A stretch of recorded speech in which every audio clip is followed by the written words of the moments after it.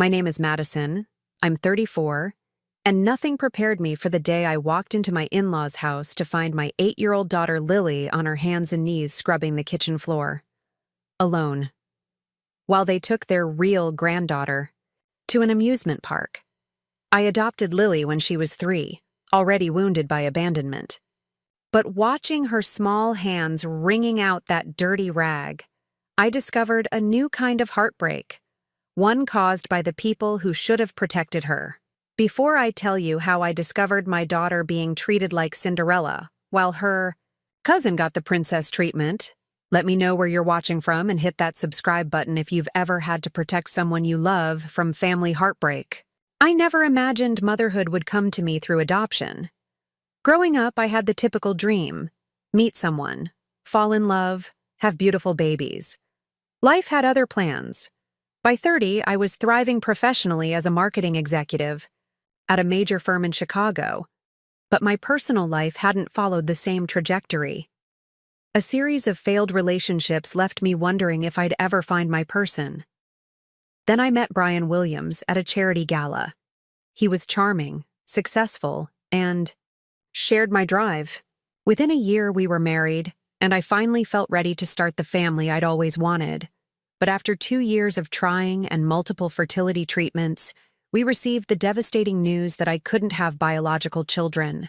The diagnosis sent me into a depression that lasted months. It was Brian who first suggested adoption.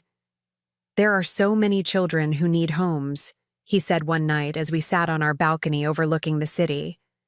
"Maybe this is the universe's way of bringing us to a child who needs us." His words lifted something in me, and suddenly I could see a new path forward. The adoption process was grueling. Mountains of paperwork, home studies, interviews, and waiting. So much waiting. Then one Tuesday afternoon, our social worker called. "There's a little girl 3 years old. Her name is Lily. Would you like to meet her?" I'll never forget the first time I saw her. She was tiny for her age, with dark curly hair and eyes that seemed too wise for someone so small. She didn't smile when we entered the room, just watched us carefully from behind a stuffed elephant she clutched like a shield. Her background broke my heart. Born to a mother with substance abuse issues, Lily had been removed from her home at 18 months after severe neglect. She'd bounced between 3 foster homes before becoming available for adoption. The social worker warned us about attachment issues, developmental delays, and potential behavioral problems. "She's going to need patience and specialized care," the woman explained, eyes serious over her clipboard. "Are you prepared for that level of commitment?" Brian squeezed my hand and nodded, but looking back, I should have noticed his hesitation. The first 6 months with Lily were beautiful but challenging. She woke screaming with nightmares, hoarded food in her bedroom, and had meltdowns that could last for hours. Each behavior was a window into her trauma, and we worked with therapists to help her feel secure. I scaled back my work hours, turning down a promotion to give Lily the stability she needed. Brian grew increasingly frustrated with the sacrifices. "I didn't think it would be this hard," he said one night after a particularly difficult day. 3 months later, he moved out. The divorce was finalized before Lily's 4th birthday. My relationship with Brian's parents, Jeffrey and Margaret Williams, had always been cordial but never particularly warm. They lived in a wealthy suburb about an hour outside the city, in the same neighborhood as Brian's brother James and his wife Veronica. James and Veronica had a daughter, Sophie, who was just 2 months younger than Lily. When Brian and I first started the adoption process, his parents were supportive in that distant, polite way of theirs. "How nice for you," Margaret had said, her smile not quite reaching her eyes. After Brian left, their interactions with me became purely obligatory. At first, I tried to maintain the relationship for Lily's sake. I wanted her to have grandparents, family connections beyond just me. I'd take her to Sunday dinners at their sprawling colonial home, where Sophie would be running around in designer outfits while Jeffrey bounced her on his knee. The contrast in how they treated the girls was subtle at first. Sophie would receive elaborate gifts for Christmas, a custom playhouse, a child-sized electric car. Lily would get practical items, clothes, educational toys, always with the gift receipt attached.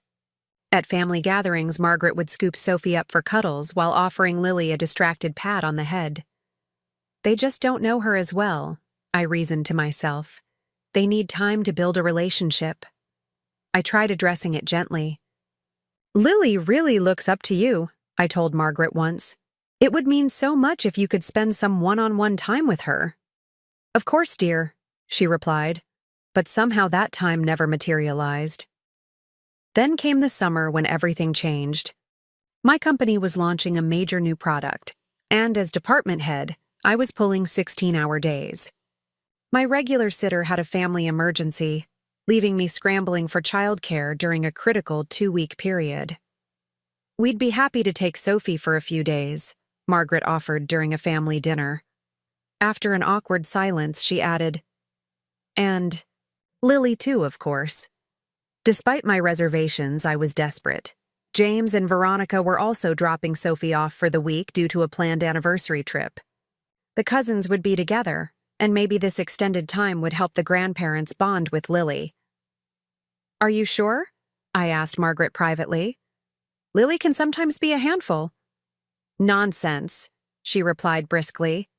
We raised 2 boys. We can certainly manage 2 little girls for a week. As I packed Lily's suitcase, I went over everything she might need. Her special nightlight, the stuffed elephant she couldn't sleep without, her medication for occasional anxiety, her favorite books. You'll have so much fun with Grandma and Grandpa, I told her, trying to infuse my voice with an enthusiasm I didn't entirely feel. And you'll get to play with Sophie all week. Lily looked up at me with those serious eyes of hers. Will they like me more after I stay with them? Her question pierced my heart, and I should have listened to my instincts then. Instead, I hugged her tight and said, They already love you, sweetheart. This will just be a chance for everyone to have fun together. If only I had known what fun would mean for my little girl. The morning I dropped Lily off at the Williams house, Sophie was already there, running through the sprinkler in the perfectly manicured backyard. Margaret greeted her at the door with a distracted smile. Come in, come in. Sophie's just having a bit of fun before lunch. I helped Lily carry her suitcase inside. Where should we put her things? I asked. Oh, Margaret seemed momentarily flustered. I suppose the laundry room for now. We'll sort it out later. Jeffrey appeared from his study, giving Lily an awkward pat on the head. The little visitor has arrived, I see. Say hello to your grandfather, Lily, I prompted gently. Hello, Lily whispered, her body language shrinking. Sophie came bursting through the back door, trailing water and grass. Grandma, can we have ice cream after lunch? You promised. Margaret's face transformed with genuine warmth. Of course, darling. We have your favorite, chocolate chip. Is Lily staying for ice cream too? Sophie asked, noticing us for the first time. An almost imperceptible pause. If she'd like some, Margaret answered. I knelt down to Lily's level. I have to go to work now, sweetheart, but I'll call every night before bedtime, okay? And if you need me, you can ask Grandma or Grandpa to call me anytime. Lily nodded solemnly, clutching her elephant tighter. She'll be fine, Jeffrey assured me, already turning back toward his study. We've got plenty to keep them busy. That evening, I called as promised. Margaret answered and chatted for a few minutes about their day, how Sophie had helped make cookies, how they'd watched Sophie's favorite movie. Can I talk to Lily? I finally interrupted. Oh, of course. There was a pause, some muffled voices. Then Lily came on the line. Hi, Mommy. Hi, sweetie. Are you having fun? It's okay. Her voice was small. What did you do today? Sophie made cookies with Grandma. Did you make cookies too? A pause. I watched. Well, maybe tomorrow you can help too, I said, trying to keep my tone light. What else did you do? We watched Frozen. Sophie knows all the songs. That sounds fun. Did you have ice cream like Sophie mentioned? Another pause. Sophie did. I had fruit because Grandma said I was too hyper. A twinge of concern flared, but I dismissed it. Lily did sometimes get overexcited in new situations. Well, that's probably healthy anyway. Are you and Sophie having fun together? She has lots of toys here. Each night, the pattern continued. My calls revealed a steady stream of special experiences for Sophie, trips to the local pool, the children's museum, shopping for new summer clothes, while Lily seemed to be peripheral to these activities. By the third day, I received a text from Margaret with photos of the girls at the park. Sophie was front and center on the swings, beaming at the camera. In the background, I could just make out Lily sitting alone on a bench. Having a wonderful time with the girls, the text read. That night, Lily was even quieter on the phone. What did you do at the park today, sweetheart? I watched Sophie swing. Grandma said I couldn't because I might get my new shirt dirty. My friend Rachel came over that evening to drop off some dinner for me, knowing I was working late. As I showed her the park photos, her forehead creased. Madison, does this seem right to you? Why is Lily sitting by herself? I'm sure it's just one moment captured in the photo, I defended, even as doubt gnawed at me. They probably took turns. Rachel gave me a long look. You know, when my sister and I stayed with our grandmother, she definitely had favorites. It messed with my sister's head for years. The Williams aren't like that, I insisted, though my voice lacked conviction. They're just traditional. They need time to fully embrace adoption. It's been 5 years, Rachel pointed out. And Lily is 8 now. She notices everything. That night, I couldn't sleep. I pulled up the photo again, zooming in on Lily's small figure in the background. Her posture was resigned, shoulders slumped, watching her cousin having fun from a distance. I called the next morning before work. How's everything going? I asked Margaret, trying to sound casual. Wonderful. We're thinking of taking the girls to Adventure World tomorrow. Sophie's been begging to go on the new water slides they installed. That sounds fun. Is Lily excited too? Oh, well, Margaret hesitated. You know, Lily's been a bit difficult, very quiet, not really participating. We thought perhaps a day at home might be better for her. A cold feeling settled in my stomach. Difficult how exactly? Just not engaging. And she had a little tantrum yesterday when Sophie was playing with some toys. We had to have a talk about respecting other people's things. Those weren't Sophie's toys, I said carefully. Those were the Williams family toys in the playroom, right? For both girls? Well, yes, but Sophie knows how to treat nice things. Lily was a bit rough. The conversation left me deeply unsettled. I texted James, asking, casually, how the girls were getting along according to his parents. Great, from what Mom says, he replied. Sophie's having a blast. Says Lily is kinda weird though. Kids, right? I made a decision then. My portion of the project was nearly complete, and I could delegate the remaining tasks.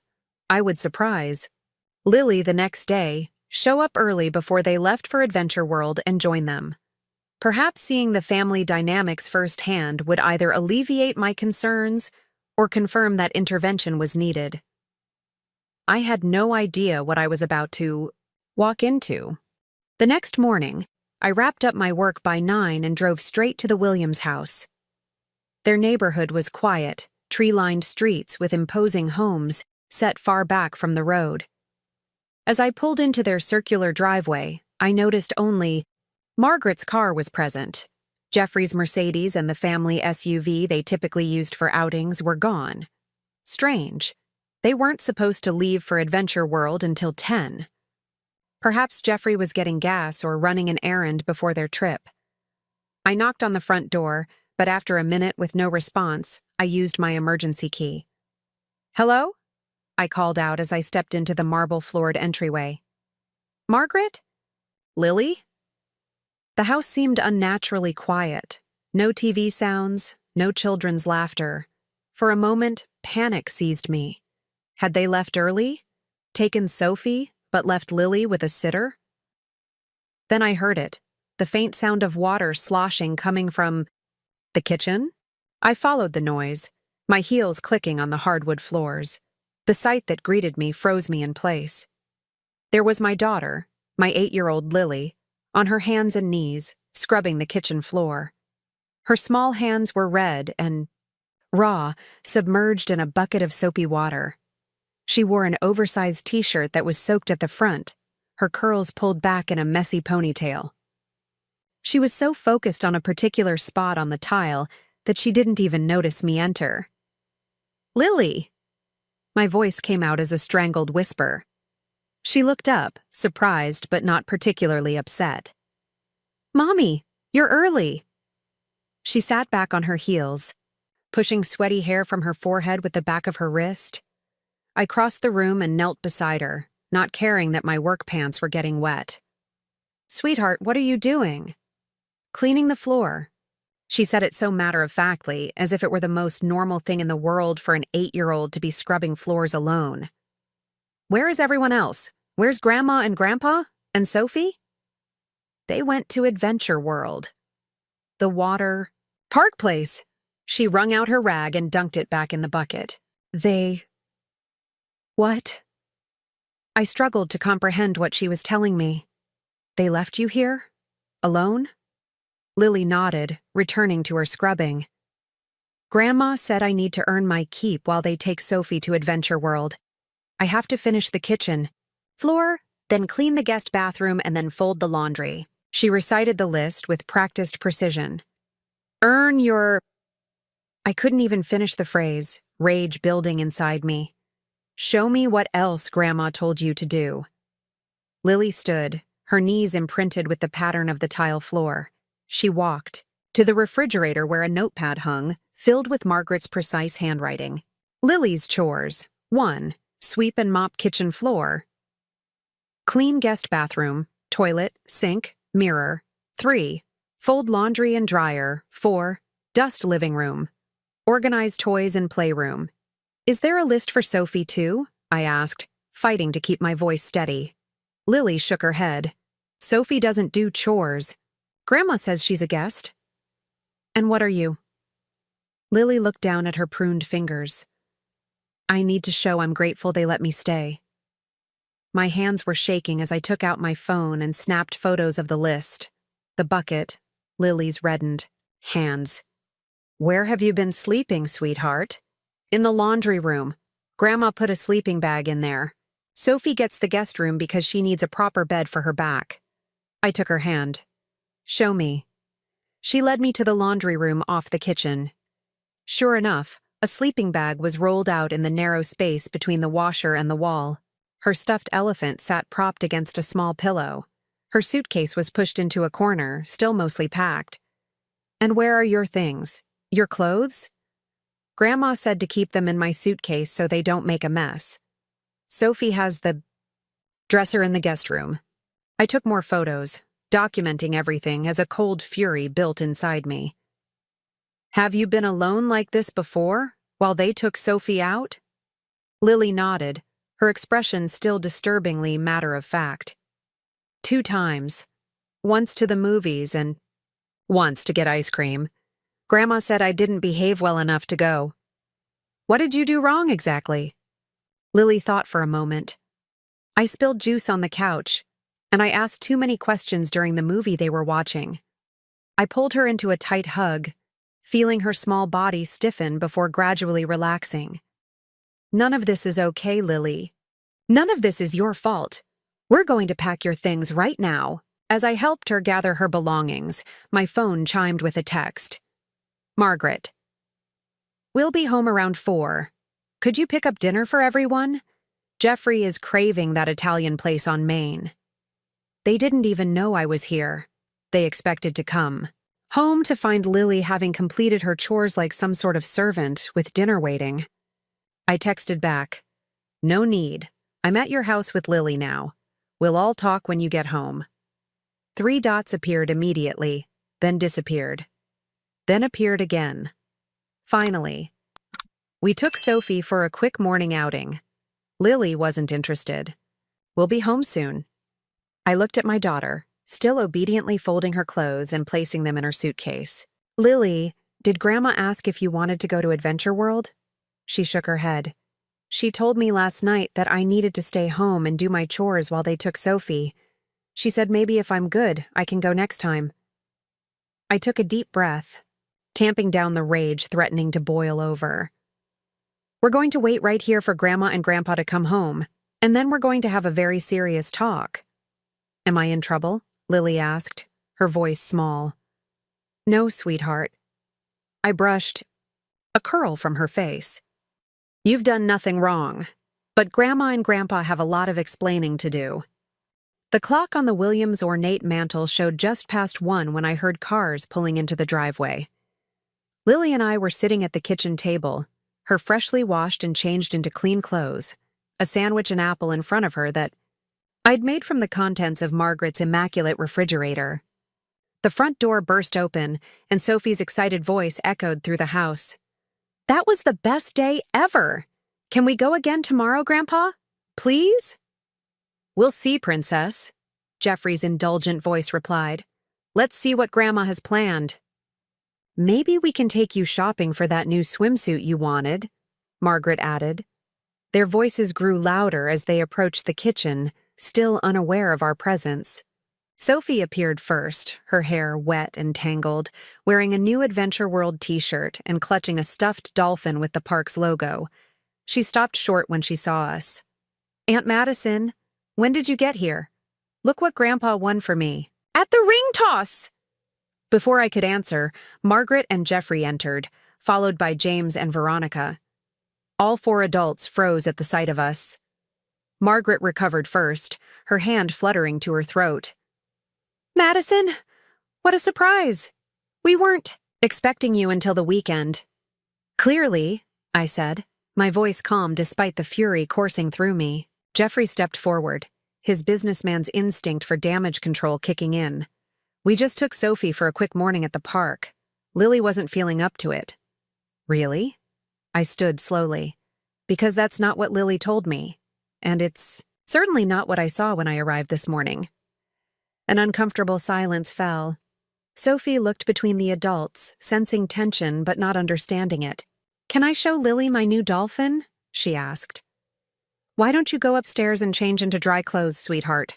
Veronica suggested, giving her daughter a gentle push toward the stairs. The grown-ups need to talk. Once Sophie was out of earshot, I turned to Margaret. Would you like to explain why I found my 8-year-old daughter alone in this house, scrubbing floors on her hands and knees? Margaret's cheeks flushed. You're making it sound worse than it was. We simply asked her to help with a few chores while we were out. A few chores? I pulled out my phone and read from the list I'd photographed. This isn't helping out, Margaret. This is treating a child like a servant and leaving her alone. In the house? She's 8 years old. She was perfectly safe, Jeffrey interrupted. We were only gone for a few hours. That's beside the point. My voice rose despite my efforts to remain calm. Why was Lily cleaning while Sophie was enjoying a day at a water park? Why is my daughter sleeping on the floor of your laundry room while her cousin gets the guest bedroom? James and Veronica exchanged uncomfortable glances. Mom, is that true? James asked. You made Lily sleep in the laundry room? Margaret's lips thinned. The sleeping arrangements were temporary. Sophie has special needs. No, she doesn't. Veronica interjected quietly. Sophie doesn't have any special needs, Margaret. Well, she's more accustomed to certain comforts, Margaret amended, shooting her daughter-in-law a reproachful look. I stepped closer to Margaret, keeping my voice low but intense. I want you to explain to me, right now, why you're treating these children so differently. Margaret's composure finally cracked. Because it's different with Sophie, she hissed. She's our real granddaughter. The kitchen fell silent. From the doorway came a small intake of breath. Lily stood there, having returned from the bathroom, her eyes wide and hurt. "Lily," I began, reaching for her, but she backed away. "It's okay, Mommy," she whispered. "I know I'm not real family." Her words broke something in me.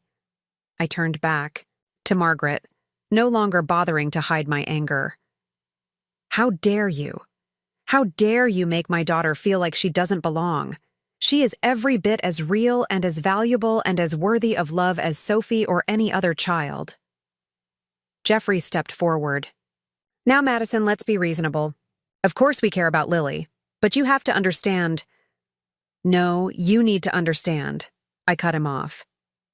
"Lily is my daughter, not my adopted daughter, not my almost daughter, my daughter. And any family that can't treat her with the same love and respect they'd give to a biological child is not family we need in our lives." "That's a bit extreme," James finally spoke up, his tone placating. "I'm sure Mom and Dad didn't mean any harm. They're from a different generation." "Don't you dare make excuses for this," I snapped. "Would you be so understanding if it was Sophie sleeping on the laundry room floor while Lily got the princess treatment?" James looked away, answering my question without words. Veronica stepped forward, surprising me by touching my arm gently. "Madison, I had no idea this was happening. We dropped Sophie off this morning for the Adventure World trip. We thought Lily was going too." Margaret made a dismissive sound. "Lily needed to learn some responsibility. And frankly, she's been difficult all week, talking back, not following instructions." "She's 8, I exploded. "She's a child who's been treated like an unwanted houseguest in what should be her family's home." Lily tugged at my hand. "Can we go home now, Mommy?" she whispered. I knelt to her level. "Yes, sweetheart. We're going home right now." "You're overreacting," Jeffrey stated flatly. "If you'd just listen to our side, I've seen enough." I stood, picking up Lily's suitcase with one hand and holding her small hand with the other. "Lily and I won't be back. If any of you want a relationship with us in the future, it will be on completely different terms, with genuine respect for my daughter." As we walked toward the door, Margaret called after us. "Madison, don't be ridiculous. What will Brian say?" I turned one last time. I don't care what Brian says. He gave up his right to an opinion when he walked out on his daughter, and make no mistake, she is his daughter, regardless of biology. We left them standing in the kitchen, Sophie peering curiously from the staircase, the new dolphin clutched to her chest. The drive home was silent for the first 10 minutes. In the rearview mirror, I could see Lily staring out the window, her expression unreadable. "Are you okay, sweetheart?" I finally asked. A single tear slid down her cheek. "Why don't they love me, Mommy?" And with that simple question, my heart shattered all over again. That night, after Lily had finally fallen asleep in her own bed, surrounded by her own things, I sat on the edge of her mattress watching her breathe. The moonlight filtered through her butterfly curtains, illuminating her face, peaceful now, but I couldn't forget the hurt in her eyes earlier. Around midnight, she began to stir, her small body twitching in the grip of a nightmare. I gently stroked her hair until she settled, then decided to check her backpack. We'd packed in such a hurry that I wanted to make sure we hadn't left anything important behind. In the side pocket, I found a folded piece of paper. Opening it revealed a crayon drawing, stick figures standing in front of a house. 4 figures were grouped together, holding hands. A tall man labeled Grandpa, a woman with exaggerated pearls labeled Grandma, a smaller figure with yellow hair labeled Sophie, and a man and woman labeled Uncle James and Aunt Veronica. Off to the side, separated by a considerable gap, stood 2 smaller figures. One was labeled Me, and the other Mommy. Around the main family group, Lily had drawn a circle in red crayon. The message was heartbreakingly clear. There was the real family, and then there was us, the outsiders. I clutched the drawing to my chest, tears flowing freely now. How long had she felt this way? How many subtle slights and dismissals had she endured before this week brought everything to the surface? My phone buzzed with a text notification. Margaret. I think you misunderstood the situation today. Lily was perfectly safe and learning valuable life skills. When you've calmed down, we should discuss this rationally. I didn't respond, but another text followed minutes later. Jeffrey and I love all our grandchildren. We just have different relationships with each of them. Again, I didn't respond, but saved the messages as documentation of their attitude. The next morning, Lily was quieter than usual at breakfast, pushing her cereal around the bowl rather than eating it. Do you want to talk about what happened, sweetheart? I asked gently. She looked up, her eyes serious. Grandma said some kids are born into a family and some kids are chosen. She said being chosen should make me extra grateful. I set down my coffee cup with deliberate care, fighting to keep my expression neutral. Lily, being part of a family isn't about being grateful, it's about being loved for exactly who you are. But Sophie doesn't have to be grateful. She gets to just be Sophie. That's because Grandma and Grandpa have confused ideas about family, I explained. They think biology, having the same blood, matters more than love. But they're wrong. Lily considered this, then asked the question I'd been dreading. Does Daddy think like Grandma and Grandpa? Is that why he left? How do you explain adult failures to a child without crushing their spirit? I chose my words carefully. Daddy loves you, but he wasn't ready for the responsibility of being a parent. That's about his limitations, not about you. But if I was Sophie, would he have stayed? The innocent brutality of her question left me momentarily speechless. No, sweetheart.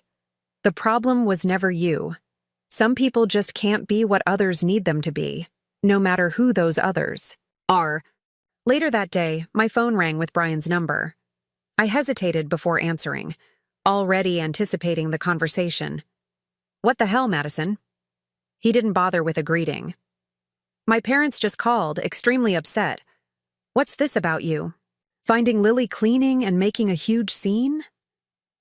I recounted the events exactly as they had happened, including the sleeping arrangements and Margaret's real granddaughter comment.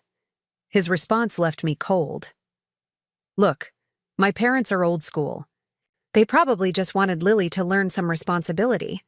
They left an 8-year-old child alone in the house, Brian, and they're treating her differently from Sophie in ways that are damaging her self-esteem. You're being oversensitive.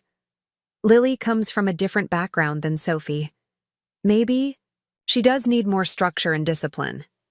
Are you serious right now? I couldn't believe what I was hearing. Your parents are discriminating against your daughter because she's adopted and you're defending them. A long pause, then, maybe we should reconsider the arrangement. What arrangement? Lily's adoption. If this is causing so much stress, for everyone, maybe she'd be better off in a family that can give her more attention. There are plenty of couples looking to adopt. I cut him off, my voice shaking with rage. Let me be perfectly clear. Lily is my daughter. I am her mother. In every way that matters. The fact that you can even suggest something so monstrous shows exactly why you don't deserve to be in her life. I hung up, my hands trembling so badly I nearly dropped the phone. A small sound from the hallway made me turn. Lily stood there, her stuffed elephant clutched to her chest, eyes wide with fear. Mommy! Her voice was barely audible. Do I have to go back? Go back where, sweetheart? To the place before, if you don't want me anymore. I crossed the room in 3 strides and gathered her into my arms. Listen to me, Lily Williams. You are my daughter forever and always. There is no back. This is your home, and I am your mom, and nothing will ever change that. She buried her face in my shoulder, her small body shaking with sobs. Promise? I promise with every part of me. That afternoon, I called my boss and requested emergency family leave. To my relief, she was immediately supportive. Take whatever time you need, Madison. Family comes first. I also made an appointment with Lily's therapist, Dr. Amara, for the following day. When I explained what had happened, she immediately rearranged her schedule to see us. This type of rejection can trigger profound attachment issues, she explained, after meeting with Lily, especially for children with Lily's background. The discrimination by her grandparents reinforces her deepest fear, that she's somehow unworthy of love and belonging. How do I help her? I asked, fighting back tears. Consistency, reassurance, and honestly, distance from those who can't. Treat her with the respect she deserves. Dr. Amara's expression was serious. Children are resilient, but they need to feel safe. Right now, the Williams family doesn't feel safe to Lily. That evening, I received a surprising call from Veronica, James's wife. "Madison, I'm so sorry about what happened," she began, her voice low as if she was trying not to be overheard. "I had no idea they were treating Lily that way." "How could you not know?" I couldn't keep the accusation from my voice. "You were there dropping Sophie off." "We thought Lily was coming with them to Adventure World. Margaret told us she was getting ready." She paused. "Look, I'm not defending what they did. It was wrong on every level. But you should know, this isn't the first time." "What do you mean?" "Last Christmas, when you left Lily with them while you ran to the store, Margaret made her wrap all of Sophie's presents while Sophie watched holiday movies with Jeffrey." My stomach turned. "Why didn't you tell me?" "I didn't see it happen. Sophie told me later. She thought it was weird that Lily had to work while she got to relax." Another pause. "There have been other incidents too. I've tried talking to James about it, but he just says his parents are old-fashioned." After hanging up, I sat in the dark living room, connecting dots I should have seen long ago. The way Lily would grow quiet after time with the Williams family. Her reluctance to visit. The small comments that should have been red flags. "Grandma says I eat too much dessert," or "Grandpa told me not to touch the nice things." I was broken from my thoughts by the doorbell. Looking through the peephole, I was shocked to see Jeffrey and Margaret standing there, Margaret clutching her designer purse like a shield. When I opened the door, Jeffrey immediately tried to step inside. I blocked the entrance. "This isn't a good time." "Don't be ridiculous, Madison." Margaret attempted to peer around me. "We've come to smooth things over. Where's Lily?" "Asleep, and I'd like her to stay that way." Jeffrey's business face slipped into place, the expression he used for difficult negotiations. "We understand you're upset, but this family dispute has gone far enough. We're willing to make an effort to be more inclusive with Lily." "Inclusive?" I repeated, the word tasting bitter. "She's not a diversity hire, Jeffrey. She's your granddaughter." "That's what we're trying to say," Margaret interjected. "We're willing to try harder with her. Maybe enroll her in some etiquette classes so she can learn how to behave properly in our home." I stared at her, momentarily speechless. "You still don't get it, do you? This isn't about Lily needing to change. This is about your prejudice." "Now that's unfair," Jeffrey's voice hardened. "We've opened our home to the girl. We're simply acknowledging that there are differences that need to be addressed." "The only difference is your treatment of her," I said flatly. "And until you can see that, we have nothing more to discuss." I began to close the door, but Margaret stuck her foot in the gap. "Brian agrees with us, you know. He thinks you're being unreasonable." Brian gave up his right to an opinion when he walked out on his daughter. I pushed the door firmly, forcing her to remove her foot. "Good night." As I locked the door, I could hear Jeffrey calling through it. "This isn't over, Madison. Family doesn't just walk away from family."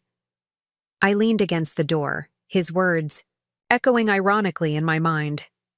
Family doesn't walk away from family, unless apparently that family was adopted. The next morning, while Lily was still asleep, I began researching adoption support groups. I needed to connect with other families who might have faced similar challenges. People who would understand what we were going through without me having to justify my daughter's place in our family. I found an online forum called Families by Choice and spent an hour reading through stories from other adoptive parents. So many of them resonated with our situation. Grandparents who couldn't connect with adopted grandchildren, extended family who made thoughtless comments, the constant need to defend their family's legitimacy. One post in particular caught my attention. Blood doesn't make a family. Love does. And sometimes the people who should understand that the most are the ones who fight against it the hardest. I created an account and shared our story, pouring out all the details I'd been holding inside. Within hours, dozens of responses flooded in, messages of support, shared experiences, and practical advice. One local mom, Diane, messaged me privately. "We have an in-person support group that meets every Thursday at the community center. You and Lily would be welcome to join us. Many of the kids have formed friendships, and it helps them to know they're not alone in their experiences." When Lily woke up, I found her sitting on her bed, looking through her photo album, the one we'd created together that documented our journey as a family. There were pictures of the day we met, her adoption day, birthdays, vacations, ordinary moments that became extraordinary because we shared them. "What are you looking at, sweetheart?" I asked, sitting beside her. "Our family book," she said, quietly. I was making sure it's still real. "It's the most real thing in the world," I assured her, putting my arm around her small shoulders. "More real than blood?" she asked, looking up at me with those serious eyes. "Blood is just biology. Lily, family is about who loves you, who shows up for you, who makes you feel safe and valued. That's what's real." She nodded slowly, then pointed to a photo of Brian holding her on his shoulders at the zoo, taken just months before he left. "Is Daddy still real family?" I took a deep breath. "Daddy will always be connected to you, but real family is also about choices, choosing to be present, choosing to protect each other. Sometimes people make choices that take them away from family." That afternoon, I drafted a formal email to the entire Williams family: Jeffrey, Margaret, Brian, James, and Veronica. I needed to set clear boundaries moving forward, and I wanted there to be no misunderstandings about where I stood. After careful consideration, I've made some decisions regarding Lily's relationship with the Williams family. Until further notice, Lily will not be visiting the Williams home unsupervised. Any future interactions will need to be in public places or at our home, with me present. Before any visits can resume, I will need acknowledgement of the inappropriate treatment Lily received, and a sincere commitment to change. This includes 1. Recognition that Lily is equal in every way to any biological grandchild. 2. No comments that distinguish her as adopted or not real family. 3. Equal treatment, privileges, and expectations as compared to Sophie. 4. Respect. For her as an individual with her own personality and needs, these boundaries are non-negotiable and are established to protect Lily's emotional well-being.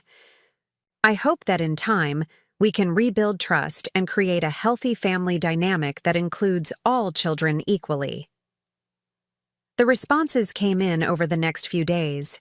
Jeffrey sent a terse 3-line reply. "You're being overly dramatic. We've always treated Lily appropriately given her circumstances. When you're ready to be reasonable, we can talk." Margaret's email was longer, but no more understanding. "I'm deeply hurt that you would accuse us of not loving Lily. Of course we love her. But you have to understand that our connection to Sophie is different. Not better, just different. We've known her since birth and share a biological bond. I'm sorry if that reality hurts your feelings, but it's natural." Brian didn't respond at all. James sent a non-committal message. "Let's all take some time to cool down. Family conflicts happen, but we shouldn't let them divide us permanently." Veronica's response surprised me. "I understand your position completely, and support your decision. To protect Lily, I've struggled with how Sophie is treated differently too. She's being given unhealthy ideas about privilege and entitlement. Maybe this wake-up call is what everyone needs. Please know that I value my relationship with both you and Lily, and I'm here if you need anything. I printed the emails and added them to a folder I'd started. Documentation of everything that had happened, including photos, text messages, and my own detailed account of events. I hoped we'd never need it, but as Dr. Amara had advised, always keep records when dealing with family situations that might escalate. That Thursday, Lily and I attended the adoptive family support group. The community center room was filled with about 15 families, some with young children, others with teens, representing diverse backgrounds and adoption stories. Diane, the mom who had invited us, welcomed us warmly. Everyone here understands what it means to build a family through love rather than biology, she explained, and all of us have faced challenges from people who don't get it. As the parents shared their experiences, I felt a weight lifting. Here were people who immediately understood our situation without judging or questioning. One father described his mother-in-law's persistent reference to his son as her adopted grandson, rather than simply her grandson. A single mother talked about relatives who offered to babysit her biological children, but always had excuses when it came to her adopted daughter. While we talked, the children played together in an adjoining room supervised by volunteers. When I picked up Lily afterward, she seemed lighter somehow. "Did you have fun?" I asked as we walked to the car. "Ava's grandma calls her my chosen one instead of my adopted one," she told me. "And Tyler's family celebrates his gotcha day when they became a family. Can we do that?" "We absolutely can," I promised, making a mental note to plan something special for the anniversary of her adoption.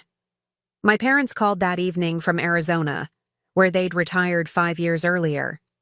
They'd always been supportive of Lily's adoption, but living across the country meant their relationship with her was primarily maintained through video calls and annual visits. "We've been thinking," my mother said after I updated them on the situation. "What if we moved closer? We've been looking at condos in your area anyway, and this seems like a sign that it's time. You'd move back for us?" I was touched by their offer. "Family supports family," my father said simply. "And Lily is our granddaughter, period. We want to be there for both of you." The contrast between their attitude and the Williams couldn't have been more stark. At work the following week, I faced unexpected pushback about my emergency leave. My direct supervisor was supportive, but the department director made several passive-aggressive comments about personal problems, interfering with professional responsibilities. During a tense meeting, he remarked, "When most people have family emergencies, it's because someone is in the hospital, not because of hurt feelings." I met his gaze directly. "My daughter experienced discrimination and neglect from people who should have protected her. That may not seem like an emergency to you, but her psychological well-being is my priority." Later that day, my supervisor pulled me aside. "Is everything okay with Lily? My sister was adopted, and I know how complicated family dynamics can get." His unexpected understanding opened the floodgates, and I found myself sharing the whole story. When I finished, he nodded thoughtfully. "You know, my parents divorced when I was 10, and my mom remarried a man with 2 kids. My grandparents treated us differently. They're real grandchildren versus the step-grandchildren. 40 years later, and my stepsister still talks about how much that hurt." "How did your family handle it?" I asked. "My mom did exactly what you're doing. She protected us by limiting contact and setting firm boundaries. Eventually, my grandparents came around, but it took time and a willingness to change on their part." His support meant more than he could know. In a world that often questioned the legitimacy of families like ours, every ally mattered. That weekend, I took Lily to a local event for adoptive families, a picnic organized by the support group. As we spread our blanket on the grass, I watched her cautiously approach a group of children playing nearby. A girl about Lily's age spotted her and waved her over. "Do you want to play tag? I'm Zoe. I was adopted from foster care too." Watching Lily's face light up at finding someone with a similar story was like witnessing a flower turning toward the sun. By the end of the afternoon, she had exchanged information with 3 new friends and had been invited to a birthday party the following weekend. On our way home, Lily asked, "Can these be our new family?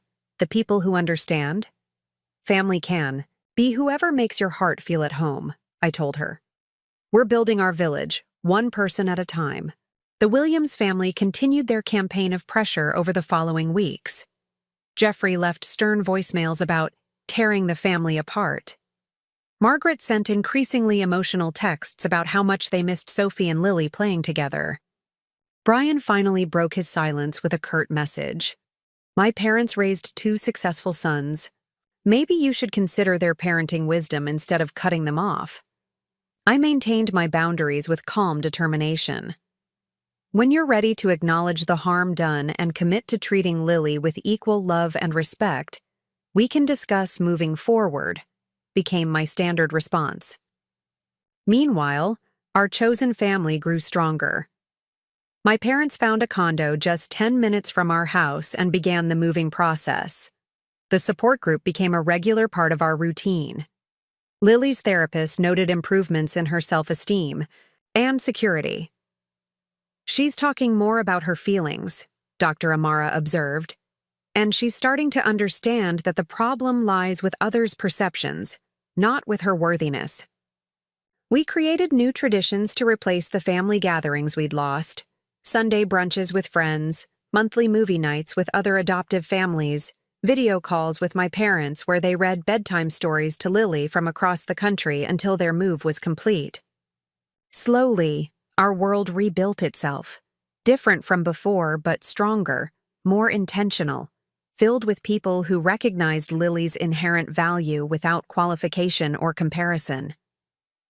"Sometimes," I told her one night as I tucked her in, "the family you choose is more precious than the family you're born into, because chosen family loves you for exactly who you are." Lily thought about this, her fingers absently stroking her stuffed elephant's worn ear. "Then I'm glad you chose me." "Mommy?" "Best choice I ever made," I whispered, and knew with absolute certainty that it was true. 6 months passed, each day bringing small but meaningful changes in Lily. The nightmares became less frequent. Her shoulders no longer hunched when someone complimented her. She began to speak up in class, according to her teacher. Most tellingly, she stopped asking if every mistake meant she would have to go back. My parents had settled into their condo nearby and established a weekly tradition of Friday night dinners with us. Watching my father patiently teaching Lily to play chess, or my mother gardening with her in their small patio space, I saw what grandparenting should look like: attentive, affirming, delighting in her uniqueness. "You know what Grandpa Tom told me?" Lily announced one evening as I drove her home from their place. "He said I'm smart like you were at my age. He said it's in my heart, not my blood." "Grandpa Tom is very wise," I replied, blinking back tears at my father's perfect explanation. One Saturday morning in early spring, Lily and I were shopping at the farmer's market when I heard a familiar voice call my name. Turning, I saw James standing awkwardly by a produce stand, Sophie clutching his hand. "Madison," he nodded, his expression uncertain. "And Lily. It's good to see you both."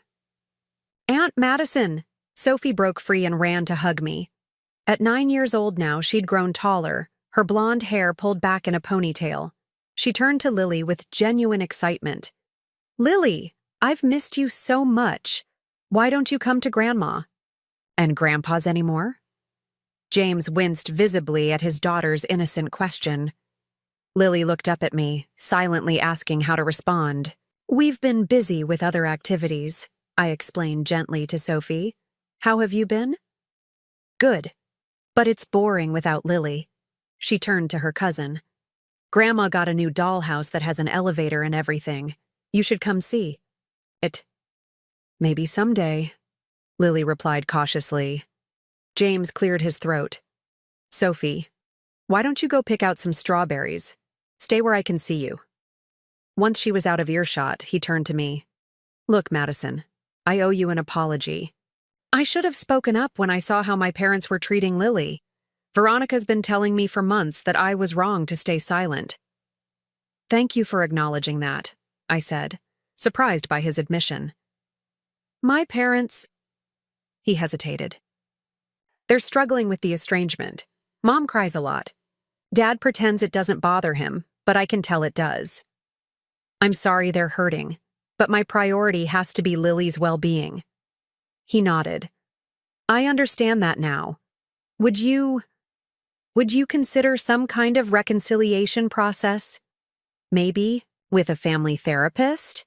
They've actually agreed to try it. I looked down at Lily, who was listening intently to the adult conversation.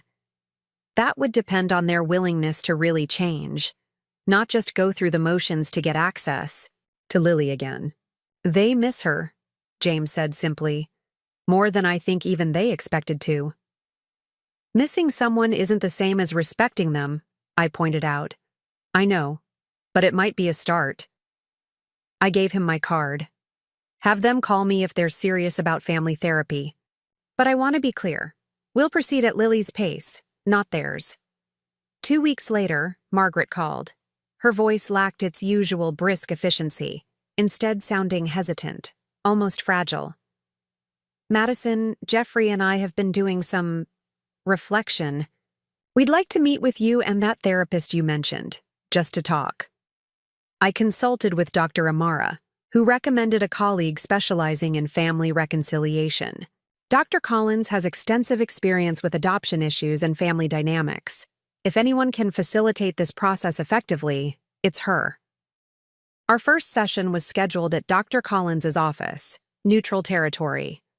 I prepared Lily carefully, explaining that Grandma and Grandpa wanted to talk about what had happened. Will they say I have to go back to their house? She asked anxiously. Absolutely not. You don't have to go anywhere you don't feel safe, I assured her. This is just a conversation, and I'll be with you the entire time. Can I bring Elephant? She asked, referring to her beloved stuffed animal. Of course you can. Jeffrey and Margaret arrived precisely on time, both looking uncomfortable in the casual setting of the therapist's office. Margaret had brought a tin of homemade cookies, a peace offering that felt simultaneously thoughtful and inadequate. Dr. Collins established ground rules immediately. We're here to listen to each other with respect and openness. No interrupting, no dismissing others' feelings as invalid. Madison has agreed to this meeting because there's potential for healing, but that requires honesty from everyone. Jeffrey shifted in his seat. We understand. Dr. Collins turned to Lily. Lily, how did you feel when you were staying at your grandparents' house? Lily clutched Elephant tighter. Small. Like I was in the way. Like I had to be extra good or they wouldn't want me anymore. Margaret's eyes filled with tears. Oh, Lily, we never meant to. Please let her finish, Dr. Collins interjected gently. Lily continued, her voice gaining strength. Sophie got to do fun things, but I had to do chores. Grandma said it was because Sophie was their real granddaughter, and I needed to be grateful they let me stay. Jeffrey's face flushed. That's not exactly… Mr. Williams, Dr. Collins interrupted. Part of this process is hearing Lily's experience without correction or justification. Her feelings are valid, even if they weren't your intention. 4. The next hour, we talked, really talked, about what had happened. I explained the damage their behavior had caused to Lily's sense of security and self-worth. Dr. Collins guided the conversation skillfully, preventing defensiveness from derailing the process. Finally, Margaret spoke directly to Lily. I was wrong, Lily. So wrong. I grew up thinking family was about blood, but that's not true. Family is about love, and I let old-fashioned ideas keep me from loving you the way you deserve. Jeffrey struggled more with direct acknowledgement, but eventually managed to say, "I'm sorry we made you feel less important than Sophie. That was wrong of us." It wasn't a perfect apology, but it was a beginning. Dr. Collins suggested a gradual rebuilding of the relationship, starting with short supervised visits in public places, with clear expectations about equal treatment of both girls. Our first attempt was meeting for ice cream at a park. Margaret brought identical gift bags for both Lily and Sophie, books they had each expressed interest in during previous conversations. Jeffrey made a visible effort to engage with Lily, asking about her recent science project with the same interest he showed in Sophie's dance recital. Small steps, imperfect efforts, but movement in the right direction. Brian remained distant, occasionally sending gifts for Lily, but making little effort to be present in her life. Eventually, Lily herself asked if she could stop waiting for him to show up. "If Daddy doesn't want to be my daddy, can I just have you as my mommy?" she asked one night. "You will always have me," I promised. "Nothing will ever change that." As Lily's 9th birthday approached, I planned a celebration with our new extended circle, my parents, friends from the support group, classmates, and yes, cautiously, the Williams family under carefully structured conditions. The day before the party, Lily came to me with a serious expression. "I want to invite Grandma Margaret and Grandpa Jeffrey to my real party, not just the family. Dinner." "Are you sure, sweetheart? We can keep it separate if that feels safer." She thought about it, then nodded firmly. "I want to try. Dr. Amara says brave isn't not being scared. It's doing something even when you are scared." The party was held at a local children's museum we had rented for the afternoon. When the Williams arrived, there was a moment of awkwardness, as everyone watched to see how they would interact with Lily. Margaret knelt down to Lily's level, something I'd never seen her do before. "Happy birthday, Lily. Thank you for inviting us to your special day." Jeffrey handed her a gift bag. "Your grandmother and I picked this out especially for you." Later, as Lily opened presents surrounded by friends, I watched Margaret's face. For once, her attention was fully on Lily, not divided or distracted. When Lily unwrapped their gift, a telescope she had mentioned wanting months ago, Margaret's smile was genuine. "She remembered," Lily whispered to me in amazement. 1 year after the incident that had torn our family apart, we gathered for a different kind of celebration, the anniversary of Lily's adoption, her family day, as we now called it. We held a small ceremony in our backyard, planting a tree to symbolize how families grow and change but remain rooted in love. The Williams were there, along with my parents, our friends from the support group, and several of Lily's classmates, who had become close friends. During the celebration, Lily stood up unexpectedly. At 9 years old now, she carried herself with a confidence I hadn't seen before. "I want to say thank you to everyone who makes me feel like I belong," she announced. "Especially to my mom, who showed me what real family means."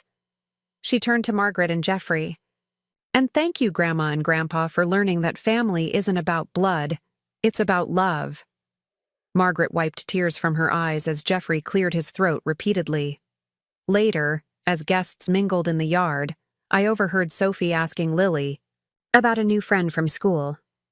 "This is Maya," Lily introduced them, "and this is my cousin Sophie."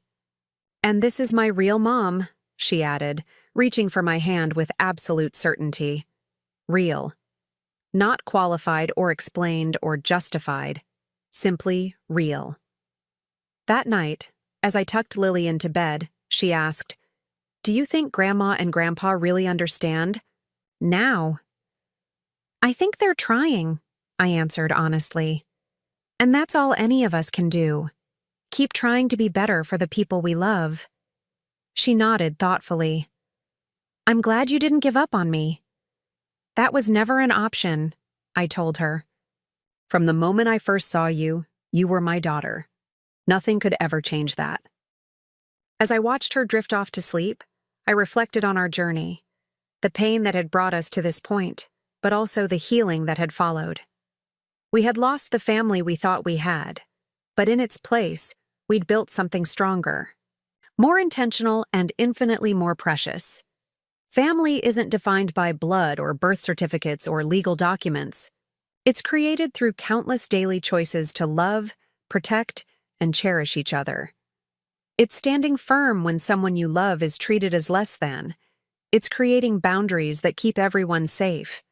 It's the willingness to forgive when true change occurs. Most of all, it's the absolute certainty that some bonds can never be broken, not by biology, not by distance, not by the opinions of others.